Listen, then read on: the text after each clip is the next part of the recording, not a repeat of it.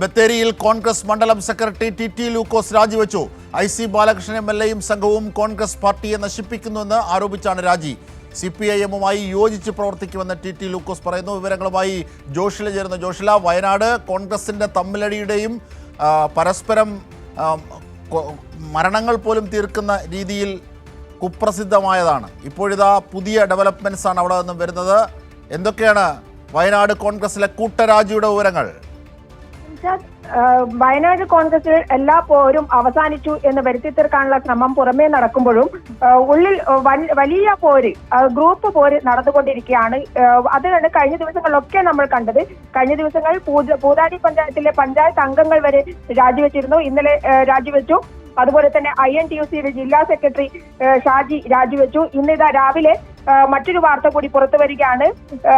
ബത്തേരി മണ്ഡലം ജനറൽ സെക്രട്ടറിയും പ്രവാസി കോൺഗ്രസിന്റെ മണ്ഡലം സെക്രട്ടറിയുമായി ദീർഘകാലം പ്രവർത്തിച്ചു വരുന്ന ടി ലൂക്കോസ് രാജിവെച്ചിരിക്കുന്നു.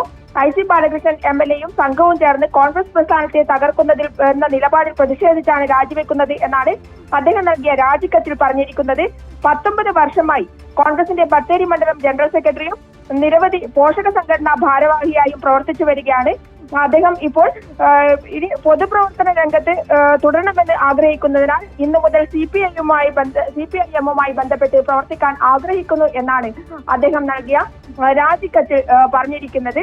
എന്തായാലും വയനാട്ടിലെ കോൺഗ്രസിനെ സംബന്ധിച്ചിടത്തോളം വലിയ പ്രശ്നങ്ങളാണ് ഇപ്പോൾ നിലനിൽക്കുന്നത്. പ്രത്യേകിച്ച് തെരഞ്ഞെടുപ്പ് അടുത്ത ഒരു സമയത്താണ് ഇത്തരത്തിൽ പ്രധാനപ്പെട്ട പ്രവർത്തകരെല്ലാം തന്നെ കോൺഗ്രസിന്റെ ഗ്രൂപ്പ് പോരിൽ മനം മടുത്ത് രാജിവെക്കുന്ന ഒരു സ്ഥിതിയിലേക്ക് പോകുന്നത്. പലരും പല പാർട്ടികളിലേക്ക് മാറിപ്പോകുന്ന ഒരു സ്ഥിതിവിശേഷം. അതിനെ എങ്ങനെ തടയുമെന്ന് കോൺഗ്രസ് നേതാക്കൾക്ക് പോലും അറിയാത്ത ഒരു അവസ്ഥയിലേക്കാണ് കാര്യങ്ങൾ നീങ്ങിക്കൊണ്ടിരിക്കുന്നത്. അജിംഷാദ്.